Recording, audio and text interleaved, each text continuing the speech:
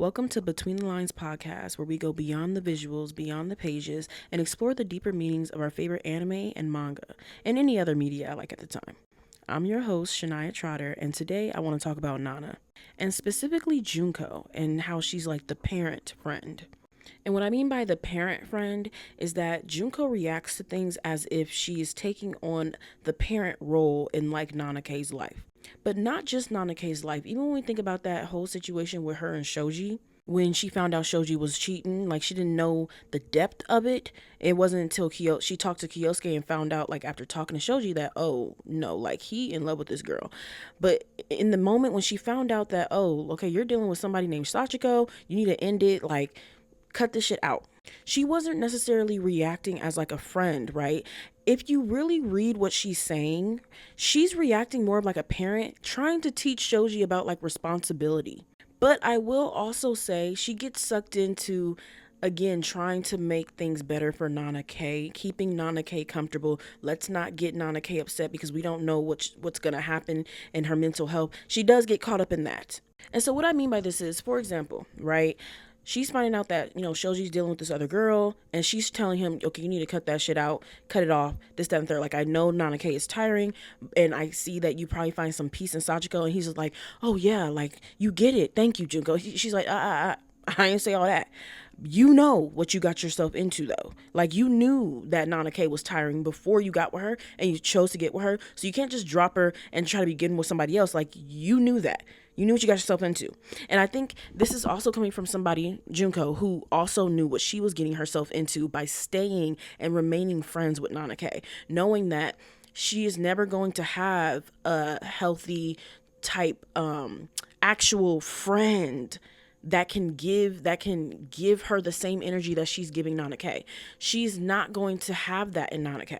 And she knows that. Junko's smart. She knows that by staying friends with Nana K, she is going to have to parent her. She is going to have to always give her advice. She's always going to have to steer her in the right direction. She is going to have to be her moral compass. And since she's away from her family, and Nana K, again, the decisions that she makes, Junko has to serve as like the mama. And yes, on one hand, it's like, okay, well, Junko, that's not your responsibility. Y'all are all young as fuck, and y'all frontal lobes are not developed, and nobody in the real world is even perfect. But like y'all, nobody's perfect. Y'all are figuring all this shit out. This is a coming of age story. It's going to irritate us because we're seeing these young folk navigate life and navigate these situations for the very first time, and mistakes are going to be made. Coming of age stories are always going to piss you off in one way or another. But if you have ever experienced being that therapist friend, the advice friend, the parent friend,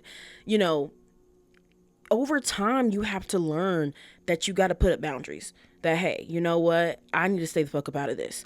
At some point, you are going to have to figure this out on your own. I can't help you with that. Or I have to put up boundaries of when you ask for me or asking advice, or just think about that time that Nana K just ran to, Junko and Kyosuke's place in the middle of the night when the whole Takumi situation happened with the baby and Nobu. And again, they're always there for her. And we see even in the end, Junko is there during the pregnancy. Junko was over their apartment. She's always there. But Junko knows what she signed up for. By remaining friends with her, your role in her life is as like a parent. Because let's be real, Junko, when she's not lecturing Nana K or giving her advice, or Nana K is running to her for help in some type of way, shape, or form, whether it's for money because she can't pay rent because she done spent all her money up, whatever. Who is Junko to Nana K? Right? Nana K cannot pour into Junko the way that Junko would need an actual like friend, or what people like to say, like, oh, but that's her best friend. First of all, let's just make it clear. It's never specified that Nana K and Junko are best friends. It is specified. We see that Junko is Nana K's only friend. We also don't see Junko with other girlfriends, but even with her being, back in the day, she was like, I've had guy friends in middle school and I wasn't trying to date them. So with that being said, one could speculate that, oh, okay, if she had guy friends, she probably had girlfriends as well. But if we're just going to go off of what we see, we don't see Junko with any other girlfriend either. But with that being said, we also never hear her say, oh, that's my best friend. They actually don't classify each other as like best friends. I just want to clear that up. That is not like, oh, make an excuse or anything. I'm just saying, like, I'm tired of hearing that that's her best friend. Like, Nana K is not emotionally intelligent enough, okay, or mature enough to genuinely be Junko's best friend, where it's a healthy relationship, where there's a give and take, where they are pouring into each other, they are giving advice to each other, they are doing things that, like, the reason why Nana K even went to the art school was not only to not be alone and to be able to, cling to Junko, but also to find a boyfriend. They didn't even go to school for the same reasons, whereas Junko genuinely went to Tokyo because she wanted to go to art school. You get what I'm trying to say? So it's like she can't be her best friend. So when people say that, I'm like, okay, let's go back and reread. But with that being said, so Junko's role in Nana K's life is more of a moral compass, more of like a mom, somebody responsible who's going to lecture you. And Nana K appreciates that. This is why she tends to gravitate towards people like Junko and Otakami, people who are blunt. And also, I'll even add in Miyu. I feel like over time they're gonna get closer because we see toward the end of the manga, Miyu kind of spitting some facts of like, okay, well, who you gonna choose? Is it gonna be Takumi or is it gonna be Nobu? Because you can't just keep hanging around Nobu if you're gonna be with Takumi. Like, what's it gonna be? You feel me? And she kind of like, disregards the question. She's like, oh, you remind me of Junko. Like, I miss her lectures. But it's just like, no, answer the question though. So now with the understanding of like, yeah, Junko's role in Nana K's life is really of like, again, like a mature figure who she goes to for help. It's not like somebody who she just goes and hangs out with and has fun with and doesn't talk about guys. Like, it's always going to be to get some help, to get some advice, to get a lecture, to figure out what my next move should be. She also trusts Takumi's judgment.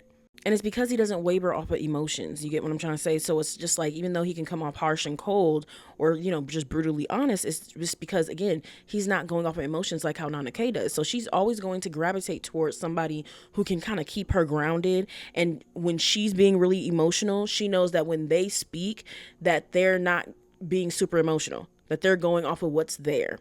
Now, if anything, if you ask me, I feel like Takumi is a little bit more objective than Junko. And the reason why is because although, contrary to popular belief, Junko she do be on Nana K's side though. She does want things to be, peaceful for Nana K and just wants her to be happy. She does. And sometimes that, it ends up, backfiring, I'll say. And I'm gonna say backfiring because let's just go back to the whole Shoji and Nana K situation. In this moment where basically, she's saying, you knew what you were getting yourself into, Shoji, so kind of like suck it up and, in this stuff with this Sachiko girl. And he's like, Junko, like, whose side are you on? And later on she's like, I'm not on either of y'all side. Like, y'all both ain't shit. I'm on the side of justice, right? But if we're going to be so for real, if Junko was truly on the side of justice and she was truly being like neutral, right, and not more on Nana K's side, then for one, she would have told. And mind you, again, they're like 20 years old. They're very young. They're inexperienced. They're ignorant to a lot of things. They don't have that life seasoning, so we have to also remember that, okay? But with that being said, if she was truly, on the side of justice, and that means justice for everybody involved, she would have told Shoji to break things off with Nana K. She would have told Shoji to break things off with Nana K. But also, in Junko's defense, in this moment, okay, when she's first finding out about Sachiko, she doesn't know how serious Shoji feels about Sachiko. It's not until later when Kyosuke's like, no, he's actually in love with this girl and there's nothing we can do about this. Like, we cannot fix this. You cannot fix this. It's not until she hears that she's like, fuck, okay, we just got to try to keep this from Nana then, because this is not going to end well. So I think if she would have known, like, oh no, I'm deeply in love with this girl. I'm already in. The feeling's already there. It's too late. I can't stop him. I feel like her answer probably would have been a little different, but we going off of what's there. She tells him, no, you need to suck it up. Like, again, and kind of like taking this moment as like a teaching moment of like, you don't just, take on this responsibility and then just kind of abandon it when you see something else come up. So as we can see, she's taking on a parent role, even in this situation with Shoji, where it's like, a friend, especially if a friend that's more on Shoji's side, would have been like, you know what, you need to break things off with her then. If anything, like, whether I know that you're in love with her or not, break things off with your girlfriend since you're already cheating on her. Like, even if you didn't do nothing physical, it seems like your feelings are there. So end things with her, right? But then if she would have did that, people would have been pissed. They would be like, oh my god, like, why she tell him to break up with Nana K? And if Nana K found out that later that, oh, Junko told him to end things with me, oh, she would have been devastated. But another scenario could have been, okay, she tells Shoji, okay, well then if you're dealing with this girl, you need to end things with Nana K. And then she goes to Nana K and being like, look, I'm gonna just say this. Right? You need to go through that motherfucking phone. Go through that motherfucking phone. But then with that, okay, as we know, Junko was afraid of Nana K taking her own life. And that's not me exaggerating. Like, as you can see here, like, she was like, if Shoji just abandons Nana K out of nowhere, like breaks up with her out of nowhere, she could very well cut her veins. That's scary. Right? Or I think Kyosuke saying, like, that's scary. Like, oh, shoot. Like, I didn't know she was going to probably react like that. And understand, this is not exaggeration. Nana K said it herself. Remember, Nana K said that night, if Nana O wasn't there with her, she would have threw herself into the water and would now be in the Tama River. Okay? And she said, I sincerely think that. So, again, this is not an exaggeration. Junko knows Nana K. She knows that, when it comes to her stuff, she's not mentally well. She's not mentally stable. And she does need to go see that lady. There's everybody up in this show need to go see that lady. Junko and Kyosuke seem fine, not gonna lie. And I'm not saying that they don't got no other issues, but we were not shown trauma on their behalf for something that they would need to go see. That they're more side characters. But the point in the matter is that, yeah, that's not a bad thing to go seek help, okay? But the point of the matter is just acknowledging, no, yeah, you do need some help. I don't know. Sadly, we don't get to see Nana K's backstory, but we know, yeah, you got some stuff going on. And you need to get some help. And so Junko knows that. So she knows that it would not be a good situation for him to just out of nowhere be like, hey, look, I'm breaking up with you. And although this is why it's a sticky situation, because it's just like, especially for falling on Junko, for it to be like, fuck, like, I'm this parent friend, I'm supposed to be able to fix things. And this is why this scene with Junko and Kyosuke, where Kyosuke's telling Junko there's nothing we could do anymore, like, he's in love with this girl, it's so important, because Junko is used to being in that parent role. She's used to giving the advice. She's used to also, I think she's also used to being right, like, when it comes to these situations where she's steering Nana K in the quote unquote right direction. She's used to that. She's used to being like, okay, I know what to say. I could just steer in the right direction. But now this is a situation that not only involves, this other person that she actually knows, because usually in the past, Nana K would just be obsessing with men that she didn't know. You get what I mean? Like, yeah, she got groomed by that Takashi, but, Junko didn't know about that. Like, well, she knew about it, but she didn't know this person to where she can actually talk to them and actually get to know them and know the situation and actually even care about that other person too. She all she knew was just, she was like, look, this is a grown ass man. You should at least got some money out of him. You dumb as hell. And then she didn't even really realize the emotional toll that ended up taking on Nana K until after the fact, when Nana K would, have random breakdowns, whether when she's drunk or she would bring him up in a conversation, and she's just like, damn, you really still think about this dude? Like, that's crazy. Because on the outside to Junko, she's just like, I mean, to me, I knew that what that was. He was just using you because you're young, impressionable, and he you like young girls. And, he ain't shit because he's married on top of that, right? But for her to see Nana K, like, really ripped up about that, like, she's just like, damn, she really wasn't, like, she really loved that man. Okay, so even just, we see over time, even like Junko seeing these different things, even with Nana K, because she's like, dang, like, she holds it in, but she's really fucked up over that man. Like, really fucked up. So even for Junko, this is a situation that's new, because now this person that, Nana K is with is somebody that she actually knows personally. And, for her, she's like, okay, well, I want them to both become better people. So I want to hold them accountable, But I also, this is why I say she, even though people be thinking like, oh, she's the worst friend ever, like she never had her Nana K's back. It's like, no, we see that she has Nana K's back, because even in that moment, instead of her telling Shoji to do what's probably best for him in this moment, which was to break up with Nana K, she's telling him no and take responsibility. You knew what you were getting yourself into with Nana K. You know how she is, right? And you know this is going to fucking shatter her. No, you stay with her in stuff with the other girl, right? And that is Junko. Even if you don't like the way she's going about it, like, yeah, we could talk about all these different ways how she could have gone about it, but that is Junko being on Nana K's side. Where if she was truly on the side of justice, right, justice for both parties involved, true justice, then she probably would have told Shoji to break things off with Nana K, right? And we could debate on how she should have alerted Nana K, because again, if you are really afraid of somebody's safety and of them hurting themselves, there is a certain way you have to go about these things. You can't just abruptly just do it. Some people in the comments be like, oh, if that was my friend, I'll just tell them immediately. It's like, okay, well, let's not insert ourselves too much, because I could tell from this comment, some of y'all ain't never dealt with a suicidal friend or a friend that could be suicidal. Or a friend that's just mentally unstable and you don't know what the hell they finna do when they get this information. I could tell because there's no caution.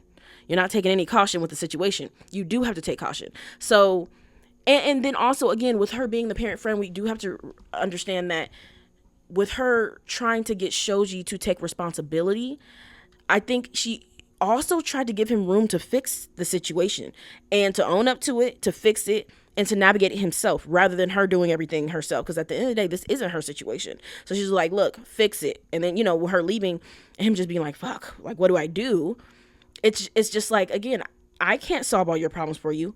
I don't like what I'm hearing, and I want it fixed, and you need to take responsibility, because at the end of the day, this is your girlfriend. This is just a new girl that you just met. She didn't understand that he was in love with her at this point. But she's trying to give him room to navigate the situation, just like how she be trying to give Nana K room. But Nana K, she got a thick skull. She do. She got a thick skull. She don't be listening, to where you have to drill it into her head. You do. And you see what she do after, and she usually ends up, at least from what we see, she ends up doing something that ends up getting her in a more sticky situation. So this is not Junko being that parent friend. And not saying this to make you like Junko. I don't ever try to make people like characters, because you gonna like what you like and you gonna dislike what you dislike. And every character can be liked and every character in here can be disliked. But I like to analyze these things and get people to look at it from a different perspective, so that they can understand, and it enriches the character, right? Because it makes people understand of like, oh, so maybe that's why she wasn't reacting the way maybe a typical friend would, who sees her as more of like an equal, where they have a more healthy relationship, where it's more of a give and take. And honestly, let's be real. If Nana K was on like a same level as Junko, this situation probably wouldn't even be happening, most likely. But instead, she's looking after Nana K and in more of a parent or mother role. And Nana K accepts that. And she actually appreciates that dynamic. And so with that being said, this is why Junko responds more like a parent, right? And more like somebody who's trying to hold you accountable rather than just comfort you. And some people would rather just take the comfort. Some people can argue, well, can I do the comfort, and then when the situation's de-escalated, then we can do the accountability. And that's fine too. You don't got to like how somebody's going about it, but at least this can make her character make a little bit more sense to you. And this is in no way saying that how she went about things was always the best way. No, because she's young as fuck too. This is why I like the fact that toward the middle or end of the manga, she's just like, you know what? I think I just need to shut my ass up. I think I just need to stay out of it. I think I just need to be quiet sometimes, because yeah. And just realizing that, yeah, that probably wasn't the best advice, But again, she can only give her version of what the best advice is that she thinks it is to this person at this time, at this age. You get what I mean? So again, I see where she's coming from. Would I have done things exactly like Junko? Me at 26? No. No, but my frontal lobe is developed. You get what I'm trying to say? Like, it's just different. So yeah, I feel like what would help people really understand these characters more and be able to look at them through different perspectives is to not only view them from the two Nanas perspectives, because although it's called Nana and the main characters are the two Nanas, if we only look at the other characters from their perspectives, then it's easy to demonize and or dismiss and disregard certain characters and all the layers that they have. Somebody had put in a comment on TikTok saying that, I don't feel like there's a lot of nuance to Junko just because, like, we only see her to give me lectures and this and third. I'm like, no, there's a lot of nuance, and there's nuance with every single character. And that's why I love analyzing this manga.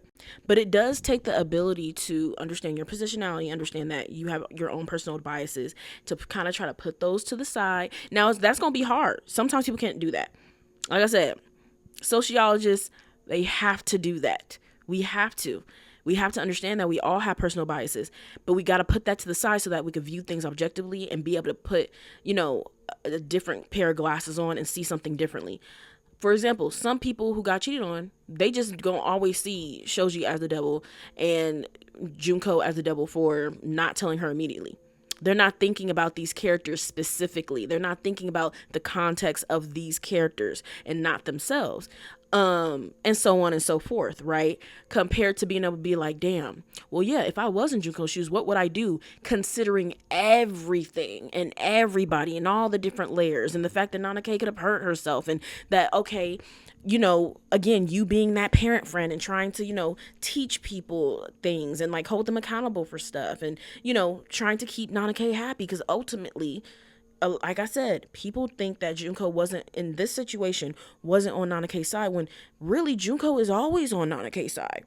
It may not seem like it because of her tone or again, she can get irritated with how everything pans out with Nanake because of her decisions, but she's always on Nanake's side, even if it's not the way that you would have went about it, even if it's not the way I would have went about it. But she is always on Nanake's side. It's more of like when you really think about it and you reread, it's like she's trying to keep Nanake, in a good space, even if it doesn't look like it. Like when we go to the scene where Nanake just found out about Shoji and Sachiko, and Junko comes and she's just like, oh my God, you're okay. And she's genuinely like got tears in her eyes, like genuine tears in her eyes. And she hugs her and she's just like, oh my gosh, like, I'm so glad you're okay. Right. Because she had, she came to the apartment. She was like, I kept ringing and ringing and, you weren't opening the door. And like, she genuinely thought she took her own life. But let's get to the scene where, and let's just break this down real quick, right? Might as well. We got the time to break down that Junko never blamed Nanake for getting cheated on, but instead she did hold Nanake accountable for her part that she played in the deterioration of her and Shoji's relationship. That's one thing I really don't like. Like, this is my thing. I don't care if you like a character or not, but I just don't like misinformation being spread. That's the only thing for me. She did not blame her for getting cheated on. Oh, yeah, that's your fucking fault, girl. She ain't never do that. Ain't never did that. And you don't gotta like her, even after knowing that she didn't do that. But it's just, let's not spread misinformation. So let's start from the top when Junko first gets to the apartment. Again, she's like, woo, you're still alive. She got tears in her eyes. She hugs Nanake. She's like, I was ringing and ringing. You weren't answering. I thought there was blood everywhere. Like, this is crazy. I'm just glad that you're okay, right? So Nanake trying to put two and two together. She like, how does Jun know about all this? And so she thinks that Nana O called Junko and told her everything. And she's like, oh, that Nana O, like, of course she did. And she's like, Nana O's out working today, so she left me here, so of course she's worried. And Junko's like, no, girl, Nana O don't give a fuck to be doing all that. Actually, it was Shoji that gave me a call because he's worried about you. And of course, that's, when Nanake's like, he's worried. Like, if he can't come by himself, I don't want to hear it. Like, I don't need him worried about me. And this is when Junko, she's seeing, how hurt Nanake is. And ultimately, again, you can see by Junko's actions, she was trying to avoid this, And that's why I say Junko wasn't really just on the side of justice. She was on the side of keeping Nanake happy, right? Because she was trying to avoid this, even if going about it wasn't the right way. Because let's be real, no one should stay in a relationship that they're not happy in. Shoji should not have cheated, but he also should not have stayed with Nanake either. Period, point blank. And so for Junko to be telling him, just end things with this other girl, and even after Kyosuke said that, no, there's nothing we could do, like, he's in love with this girl, that's when Junko was like, fuck, okay, this is not going to be good for Nanake. Like, she might hurt herself. We need to try to make sure, like, she does not find out, and then maybe once he ends things with this girl, his feelings will go back to how they were for Nana, and then he won't have feelings for that other girl no more. And I'm just like, girl, that don't even make sense. Junko, that don't even make fucking sense. But that shows, like, how far she was trying to go to keep Nanake happy. And that's why I'm just like, yeah, Junko really does care about Nanake, actually. But she's going about it in a way of, like, having other people having to compromise and sacrifice to keep her happy. And because of Nanake's facade, and also just because of her aesthetic, and because of her personality, I'll say too, the people around her feel like she needs to be saved, she needs to be helped. Junko's the one who holds her the most accountable, I will say, but she has that aura to where even Junko kind of falls into that, like it reminds me of like a parent with a baby crying, and you're just trying to pacify the baby. Like, you're like, please just get back with her, because, like, for one, like, she, again, just thinking you just cheat and just cheat, when that's not the case. Like, he actually did fall in love with this girl, and this is why it was such a hard decision, because it was like, no, I actually genuinely have feelings for her, compared to when him and Nanake got together. It was very, I'm not gonna lie, them getting together for me was very fucking ugly. Like, we're dealing with someone who extremely wounded, just got groomed by this older man. She's still dealing with her feelings for that, and she was really boy crazy. She's trying to fill a void. And I wish we got that backstory for Nanake, so we can really see, like, what void are you trying to fill? Like, what happened in your childhood? Because we need to know. Like, this is getting out of hand. And Shoji, who, yes, he likes her, but as well as wants to, sleep with her. And she being like, okay, well, at least tell me, butter me up before you go to sleep. I mean, butter me up before you're trying to sleep with me. Like, you're not going to tell me you love me first? And he was just like, well, why would I do that? I don't love you. And she was just like, it's okay, I heard your heart say it. What? That's ugly as shit. I don't care what nobody says. I actually think him and Sachiko actually had a better love story than him and Nanake. But they was dead wrong for cheating. And Sachiko got on my fucking nerve, because it's like, girl, you're not gonna give him an ultimatum or nothing. I get at first you didn't know he had a girlfriend, but as soon as you found out, no ultimatum, no nothing, no separation, no nothing. Because that's honestly my beef with Sachiko. Like, you could have been like, okay, cool, I didn't know you had a girlfriend. Okay, sadly, my feelings are already involved. But you know what? I'm not no messy bitch. So I'm going to go ahead and back the fuck up and back the fuck off. I'm not going to talk to your ass until you figure out the fuck is going on. No, dead ass.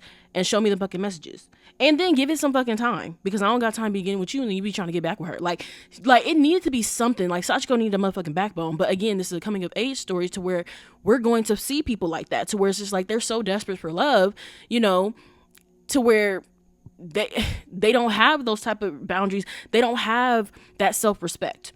They don't. Like, and again, seeing young folk, navigate this shit for the first time. It takes, for you to have that life experience, sometimes it takes these messy ass situations. And of course, not everybody got to have a messy ass situation like this to have some experience and life experience. Okay. And some wisdom. But I'm just saying, there's going to be situations like this where you're like, well, back in my day, I did some fucked up shit. Or back in my day, I was a dumbass. And this is why I'm able to tell you not to be a dumbass in this way, because I was a dumbass. You get me? So, yeah. Anyway, so back to the conversation. So, Nanake's breaking down. And, Junko's like, you know what? That's true. I'm sorry. Like, I'm stupid for telling you that. Because, like, yeah, girl, she don't give a damn if he's talking about he's worried about her. You're the reason I'm feeling this way. So, fuck you, to be honest. But this is where, Junko tries to, play both sides and come from the parent point of view, where she's trying to give Nanake a different perspective, right? And this is where that accountability kind of comes in. But this is where the misinformation starts to spread. And that's what I don't like. Because now she's like, but Nana, I think that for Shoji too, it's hard, don't you think? And that's when Nanake spirals out. She's like, June, you're defending Shoji? And she was like, well, not particularly, but like, she was like, Shoji betrayed me, She starts to go on saying, I was being cheated on the whole time, all like from the beginning, he was cheating on me. And Junko's like, no, not from the beginning. Stop saying that you were being cheated on from the beginning. Again, because that's just not true. Shoji wasn't cheating on her ever since the beginning. And so Nana K in this moment is using that to spiral even more out of control. Okay? And you have to, no matter how harsh it sounds, because that's when she's like, see, you're defending him. And so that may sound bad to her. Like, why is Junko defending him when he cheated on me? But it's just like, well, I'm defending him in this moment because what you're saying is just not true. It's just not true. And you're going to spiral more out of control, and this is going to lead to you self-sabotaging even more, because now you feel like, oh, he never cared about me, oh, he cheated on me from the beginning, oh, I'm not lovable, I'm not this, I'm not, like, she's literally seeing you unravel off of something that's not true. He did cheat on you, and that was absolutely wrong. He should not have done that. But that it wasn't like that from the beginning. So yes, in this moment, I'm not going to let my friend, okay, or anybody, go off of a lie and spiral even further, especially if this is somebody that she already knows that can hurt herself. Okay, and Nana K has already said, like, if Nana O wasn't there, I would have hurt myself. I would have taken my own life by jumping off the bridge. So no, I cannot let you. Like, I genuinely cannot let you. And that's not even including the layer that, yes, Shoji's my friend too. Y'all are both my friend, and y'all both immature as fuck. And y'all both not emotionally intelligent enough to even have a serious relationship right now, and healthy relationship right now. So yeah, I'm not gonna let you just, spiral off of, something that is that just not true. I'm sorry. Whether you like it or not, whether people are like, well, she shouldn't have said that right then and there. For her in this situation, I agree with the fact that she had to stop her. And this is where people start to spread the misinformation, right? So when Nana K is like, see, you're defending him. And this is when, Junko, she's like, ugh, like, this fucking sucks. Like, this is not a good situation. But she was like, yes, maybe. Like, maybe I have to defend him right now. And her defending him in that moment is not her blaming Nana K for getting cheated on. But let's continue. So this is when Junko says, because to me, Shoji is a friend who means just as much as you do. And I think people need to understand that. Junko just said her Nana K and Shoji are on the same level to her. He means just as much to me as you do. So this is why I say, let's not go with they were best friends. That's Junko best friend. How could she? No, because then you guys are putting this dynamic that does not exist. This dynamic that Shoji to Junko is so much below Nana K. When Junko, is saying that she looks at Nana K and Shoji on the same level. So she cannot look, she literally just said, I can't always be on your side, right? She said, I'm wondering about this habit you have of constantly being the victim. She said, this time it's true. Shoji was the wrong one by dating another girl without telling you. But before that, I think you were wrong too, Nana. So even just reading that, y'all see how the fandom be full of shit? And this is not everybody, because, there's people with media literacy, but the fandom be full of shit when it comes to this Junko hate. I'm sorry, the hate, or even just the whole, it should have been Junko instead of Rin that passed. What? Junko was the worst friend ever. Huh? Junko blamed Nana K for getting cheated on. What? Insane. You don't gotta like anybody. You don't gotta like Junko. But what we not gonna do is act like she's the devil spawn. We're not going to do that. And we're not going to act like she blamed Nana K for getting cheated on. We have to stop saying that. And also, let's stop saying that, oh, Nana K was her best friend. How could she choose a man over her? Please. She's saying Shoji and Nana K are on the same level of friendship for her. That's what she's saying too. So we have to understand, like, she is in between a rock and a hard place. Okay? And this is why she lectures the both of them.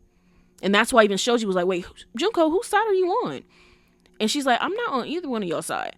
But it's funny because her actions of trying to like pacify Nana K by, okay, Shoji, just fix it. End things with this girl and get back with Nana K. So, she won't spaz out. Because she's going to be really hurt over this. That's not necessarily just be on the side of justice, because where's the justice for Shoji in that moment? And people going to be mad and be like, what do you mean justice for Shoji? Where is the justice for Shoji in that moment? If Junko didn't care about Nana K at all, or if Junko wasn't, let's say Junko wasn't even friends with Nana K, Junko probably would have told him, you should break up with this girl then. break up with this girl. If that's really how you feel, break up with this girl and be with the one that you're saying you have these feelings for. That would have been justice for Shoji. But because Junko is, these two friends, they're literally on the same level. She's trying to think about Nana K's, feelings as well. And because Nana K is unstable, she's emotionally way less emotionally stable than Shoji. She's like, I'm not, like, she's really not in fear for Shoji's life if he had to stay with Nana K. You get what I mean? Compared to, she's in fear of Nana K's life and what she's going to do and how she's going to respond and act and internalize him breaking up with her. And so now she's kind of like, okay, we got to just try to find a way to pacify her, because this is just not going to be good. And hopefully he'll end things off with this other girl and his feelings just will go away for her and they'll return to Nana K. That's wishful thinking at that point. But it shows, even then, like, Junko's trying to think about Nana K even more. And you cannot lie, Nana K has a victim mentality. She does. And this is not talking about in this moment. And this is why Junko says, not this time. She's like, this time it's true. Okay, you are a victim of somebody cheating on you. And so this is why I'm saying, like, why do y'all say that she's blaming her for being cheated on? Like, are we not reading? Did you not watch the show? And even if you watch the show, are we not reading? Like, where's the media literacy? But she says, before this, though, which is true. Let's be so for real. Before this, though, you were wrong, too. And the thing people are missing is the inner monologue for Nana K, because she's saying, I know very well all of this. So, again, Nana K is very self-aware, y'all. So even though on the outside she's crying and she's just like, oh, you're defending him, this, that, and the third. When Junko says, before he cheated on you, you were in the wrong too. And you have a blaming, victim mentality, you have a victim mentality and you have a habit of doing that. She's saying that she knows this. Nana K is saying, I know very well all of this. I know it. Hello? And even though she knows this, and she's saying in her head she knows all of this, right? She's like, I found a job, to become more independent. Like, I was trying my best. And Junko's like, yes, but that's your problem, right? Like, you've always been like this, only thinking of yourself. And you don't think about Shoji enough. Or you didn't think about Shoji enough. She says, love too is a story between two human beings. So if you can't think of the other, it's possible that it won't work. So where in there did she blame Nana K for getting cheated on? Right? This is what I'm saying. I just don't like misinformation. And it's funny because, again, in this situation, nobody wants to, admit that, hey, yeah, Nana K knew this. Nana K knows this. And that's why after this, she's just quiet. And then, Nana O walks in and she's just sitting there. Because it's just like, not only, yes, you're sad about the situation, but it's just like, you knew this, though. Like, you know it. And now you have to deal with the fact of, like, yeah, the way I move, there's consequences to these things. And I'm not saying that the cheating is a consequence. I'm talking about the deterioration of relationships, okay, can happen when you only think about yourself. Yeah. She should not have gotten cheated on. But maybe, just maybe, if you weren't only thinking about yourself at times, okay, a lot of times, then maybe the relationship wouldn't have deteriorated in that way. Okay, maybe if she didn't cancel these dates with Shoji so many times to go hang out with Nana O, maybe if she wasn't always talking about Nana O and Blast every time, her and Shoji was dealing with each other. Maybe if she would have started inviting Shoji over more instead of just focusing on Nana O and centering her. That's a whole nother conversation, honey. We know why she was doing all that. Because it wasn't no just platonic, just little friendship. Like, she was getting all these needs met. Okay? Talking about, feel like I'm falling in love with Nana. Oh, okay. Even when people bring up, like, Shoji got mad. Like, he said he wanted her to be more independent. And then when she did, he got mad. No, it wasn't the fact that she, quote unquote, was becoming more independent. It was the fact that literally she centered somebody else. And again, if Nana O was a man and their relationship stayed exactly the same, y'all would say she got in a whole ass relationship with somebody else. Yeah. To the point where she barely was making time for this man. Yeah.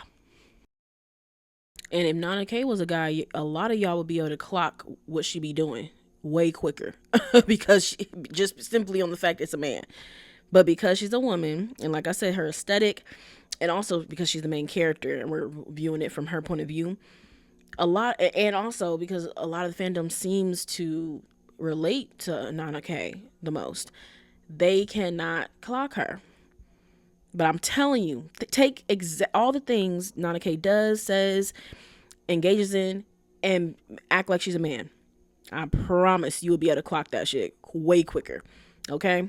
But yeah, in this moment, people don't like the fact that, Junko's holding her accountable for, having that victim mentality, only thinking about herself. Mind you, multiple times in the manga and even in the anime, she admits to being selfish. She admits to being, emotionally, an emotional and manipulator. She admits to, wearing a facade and, not showing her true self, pretending to be a certain way that she's not. She admits to these things. And even in this moment, mentally admitting, yeah, I know all this. I do. This is not new to her. This is not new because she knows it. She's very self-aware. So, and this is why afterwards it's like she knows she said the truth. Like, yeah. Because again, there was another time, remember after Shoji and Nana K's last date. And if y'all remember their last date, Nana had snapped at him. So mind you, this is after Shoji already talked to Kyosuke, and Kyosuke was like, yeah, I wouldn't cheat on my girl because I'm afraid of losing her, and I actually love her. So, we ain't the same. So this is where, Shoji's trying to, make things work with Nana K, and he's just like, okay, so they're on a date, and Nana K just keeps complaining about, her job and her boss and how much she hates her and she's a bitch and blah, blah, blah, blah. And mind you, they haven't really been seeing each other as often because, again, Nana K has been, at work. But before then, even before she had that job, she was hanging out with Nana O, hanging out with Blast, canceling stuff on him to hang out with Blast. She hasn't been inviting him over either. He's been doing his thing, developing these feelings for Sachiko. So it's like, it's not looking good. And so, when y'all finally have a date, now it's like, you just kind of like, just venting a little bit too much and making everything about you a little too much. It's okay to update each other, but she was just doing a little too much, going in a little too much. And mind you, this isn't really Nana K's personality. This is not who he remembers. Nana K is letting that mask slip a little bit. And I think this is interesting because he's not used to seeing her like this, where she's not really bubbly and happy-go-lucky and like a little Hachiko. Now she's like, oh, this girl is so annoying, like she is such a bitch, and and he's just like, what the hell is going on? And, he's not really reacting the way that she wants him to. And she's like, what's wrong with you, Shoji? You don't really react today, do you? And he was like, no, Nana. And he was like, don't say she's a bitch.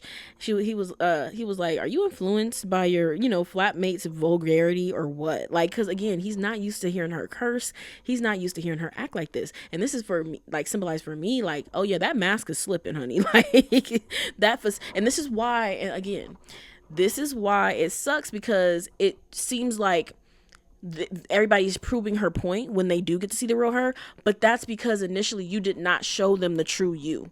You see what I'm saying? So when you introduce yourself to people and you have on a facade and you're playing a role, you're playing a character, or you're just not showing the true you, then when you do show the true you and they're not fucking with that, and then you're like, see, I can't show the true me because nobody will mess with it.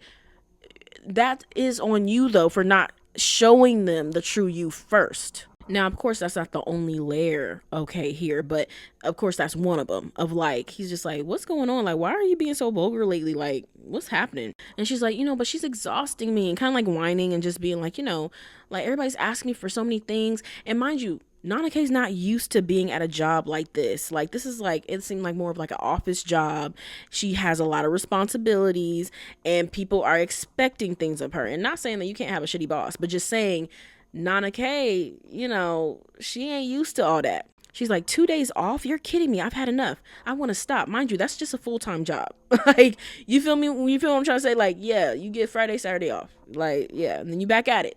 Yeah, shit, it kind of sucks, but this is what you got to do to pay the fucking bills. And mind you, she's saying all of this, right, to a person that was trying to tell her in the beginning, you should not be going to Tokyo because you would have to get a job and you have to do this, you have to do that.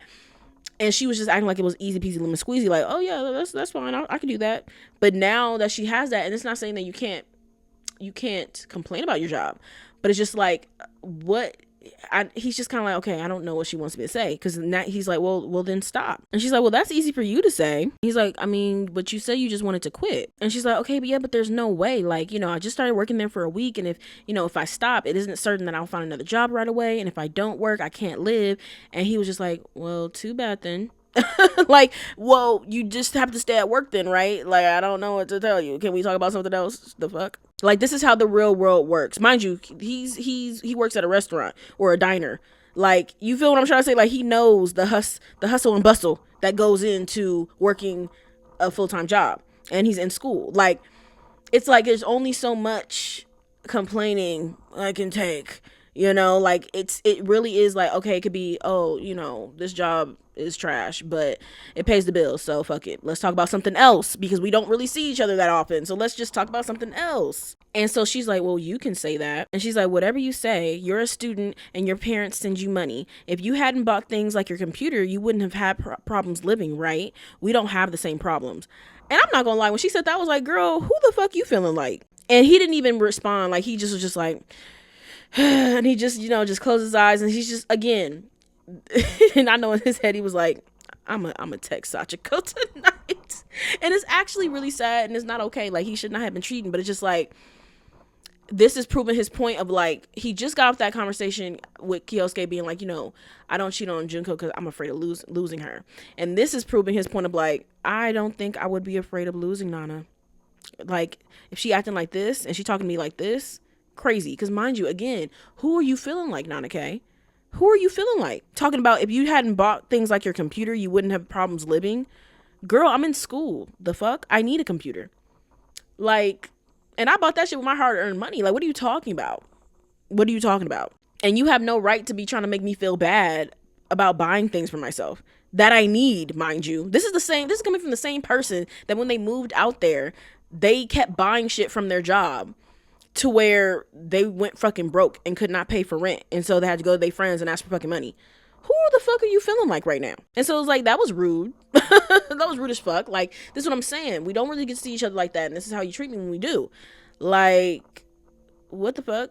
And then next panel, she's talking about, I suck. Like, why am I like this? She's like, well, maybe this time I shouldn't have been friends with him first, thinking that's going to change anything. Like, no, girl, you should have been friends longer. Actually, y'all shouldn't have even been together, actually. And so she's like, if he doesn't tell me to come home, we won't be able to make up. And so this is when she asks, want to come in? Nana's probably at work. And he's like, no, it's okay. Tomorrow, you're working early too, right?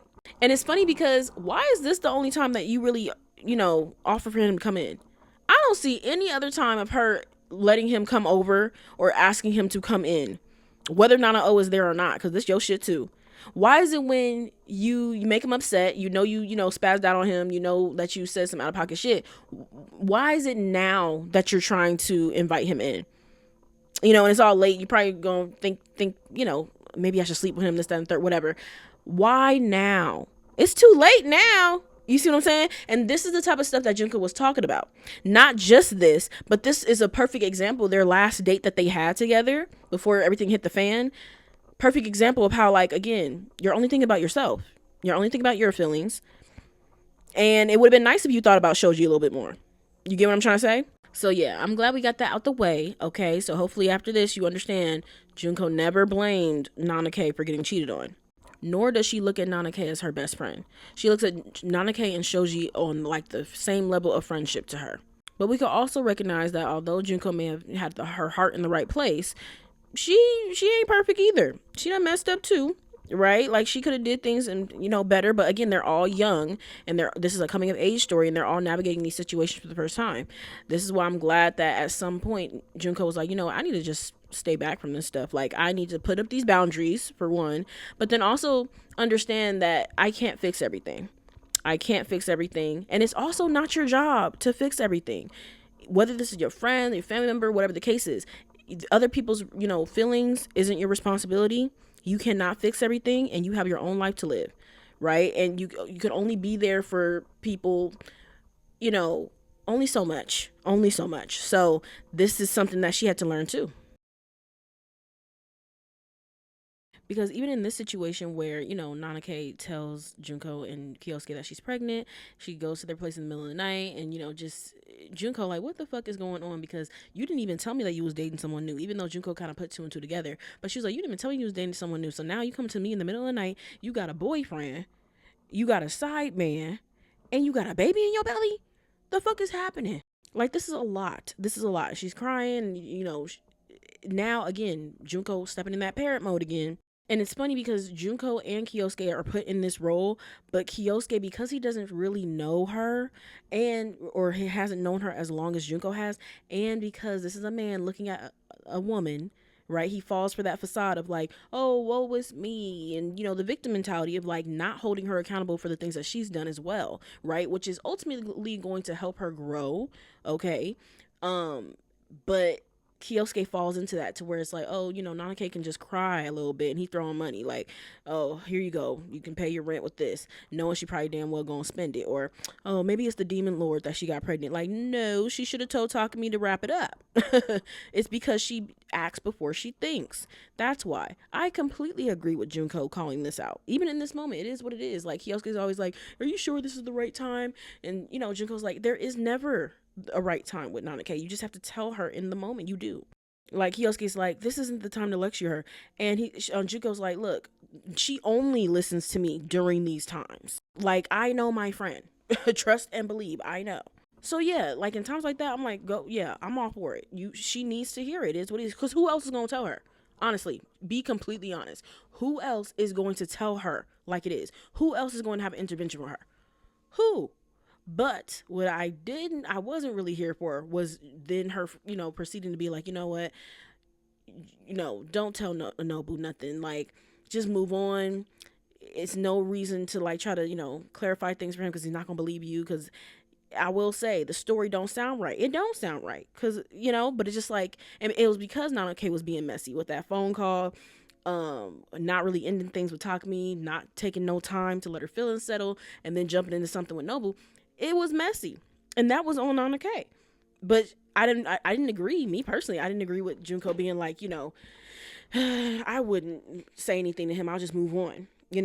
Don't add insult to injury. But I'm just kind of like, no. Me personally, I'm like, hey, communication is key, and his feelings, don't deserve to just be shat on either, because Nana K wrote a whole little love letter, a little goodbye love letter to Nana O, but she ain't write shit for Nobu. Ain't this supposed to be your boyfriend? Dropped him fast, no closure at all. But again, there go Junko being in that parent role and trying to pacify Nanake because she knows Nanake's broken up over this shit. She knows that was going to be hard for her. So she's just like, oh, again, I'm not trying to hear that. Just move on. You got somebody who's saying that they're going to take care of the baby, do this, do that. Just move on. Instead of going through all that turmoil of trying to explain and all that anxiety that you have over trying to explain to Nobu what's going on. She's like, just move on with this guy that you with. And so this is actually a perfect example because earlier I was like, well, maybe it would have been different if Junko didn't know the guy that Nanake was dealing with. And this is a perfect example because Junko doesn't really know Nobu like that. She doesn't know Nobu like that. She doesn't know Takumi like that. And so in this moment, she is trying to do something that will pacify Nanake, but at the same time, she's holding her accountable for like, hey, you was on some bullshit. Like, you need to start thinking before you fucking act. Like, you shouldn't even be in the situation in the first place. But because remember when she was saying that, she's on the side of justice, when Shoji was asking, hey, are you on my side or her side? And she was like, I'm on none of y'all side. I'm on the side of justice. And in that situation, that makes more sense because these are two people that she knows that they're on the same friendship level to her. But with Nanake, Nobu, and Takumi, now she's like, okay, well, now I'm thinking about what would I consider like the best advice to give her that is going to pacify or even just help her be happy and maybe just not even always be happy, just be taken care of, to be honest. Because she makes it be like, she's like, I hope you understand, you may not be happy. He may cheat on you, and this is before she knew that he was going to offer to marry her. So she was like, he's not saying that he's going to marry you and this, that, and the third, you about to have his baby. And so as we can see, it's not like she's, on like the side of justice or the best thing. She's doing what she thinks is going to be best for Nanake. Even if that means, disregarding somebody else's feelings, like Nobu. Because if you really on justice side, justice for everybody in the situation, then you would have been like, no, you owe that man an apology. You owe him an explanation, something, honey. But she can also see, like, Nana K wasn't gonna do that. Nana K wasn't gonna do that. She didn't want to do it, and it was really weighing on her to do that. So she was like, just move on with this next dude. And it's funny because during this moment they try to make it seem like Junko's piecing it together that, oh, you're being nice to Nobu, like you're not trying to put this baby on Nobu because you want him to live out his dream and this, that, and the third.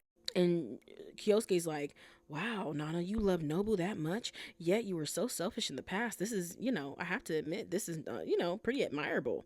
But it's funny because later on we see from Nana K's inner monologue that she didn't pick Takumi necessarily because of the baby. She picked Takumi because he was the nicest to her at the time, and that Nana O wasn't there. And also we see later on when she's on the phone with Junko, she's like, I should love Nobu, shouldn't I? It should be him. But it's Takumi. I love Takumi, and that's why I chose him. She's like, I didn't choose him because of the baby. I chose Takumi because I love Takumi. And she was like, why do I always pick the bad guys? Like, why don't I pick the Nobus? Like, why don't I love the Nobus? And that's what I'm saying. Like, Nobu's presence that night just was not enough because it was never about Nobu. And this is why she feels okay. Not only because of the confrontation. Let's be real. If she really loved Nobu, I feel like she would be able to give him that, that explanation. But she don't love that man. She loved the attention that he was giving to her because Takumi wasn't giving her that attention. Again, she likes the person who's nice to her at the time, right? Again, those emotions wavering. This is why she was trying to tell him, don't put me on a pedestal, bro. Don't do it, okay? But it's funny because, like, it's just like even now, it's like that facade is up of like just being like, Kyosuke being like, damn, you love Nobu that much? And it's just like, no, not really. Not really. I care about him, yes. I'm not in love with this man, though. That's not what it is. But this is a good excuse. And also because she knows damn well Nobu wrapped it up every time. That is not his baby. So why the fuck would she act like that's his baby? When she know goddamn well it's not his baby. He don't got money to take care of it anyway. And you would be crushing his dreams of doing that. Putting somebody else's baby on him. When you know it's Takumi's baby. Like, that don't even make no damn sense. And then when she come out looking just like Takumi, now what? Because baby came out looking just like Takumi, so now what? Now we just gonna be struggling with somebody else's baby? No, absolutely not. Because if it was Nobu's baby, let's be so for real, and she did really love Nobu, and she chose Nobu, and it was Nobu's baby, okay, that would be a completely different situation. Then it wouldn't be like, oh no, like, I feel like she well, I mean, we don't know, but I feel like, she could have still kept it. Because just imagine she kept Takumi's baby, and it wasn't really necessarily the fact that it was Takumi's baby, it was the fact that it was a baby in general. She was like, when you get pregnant, you feel completely different. It's just all these different emotions. So then she would have just most likely kept Nobu's baby too. And all that, oh, I don't want to ruin his chance at doing this. That would have went out the fucking window. Now, you better take care of this baby. It's your baby. But just imagine it's not his baby, and you're trying to put this baby on this man that is not his baby, and he went out of his way to wear protection. You would feel like a piece of shit. On top of the fact that he can't provide you the lifestyle that you actually really want. Compared to, this is Takumi's baby. He can provide you the lifestyle that you want. You do love him. You want to be with him. You just want him to act right. But you want to be with him. Why would you put your baby on somebody else? That don't make sense. So, especially you feel like you can't even be comfortable with Nobu. You feel me? You can't even be comfortable with him. So, it was just never finna happen. It was just never finna happen. But like I said, I'm glad we got some stuff cleared. I just don't like the misinformation being spread about Junko. You don't gotta like her. Even after this, you don't gotta like her. But hopefully this episode enriched, your understanding of her character. That's all. But I'll see y'all next week. Thank you for joining my podcast, In Between the Lines. I'm your host, Shania Trotter, and I'll see y'all next time. Bye.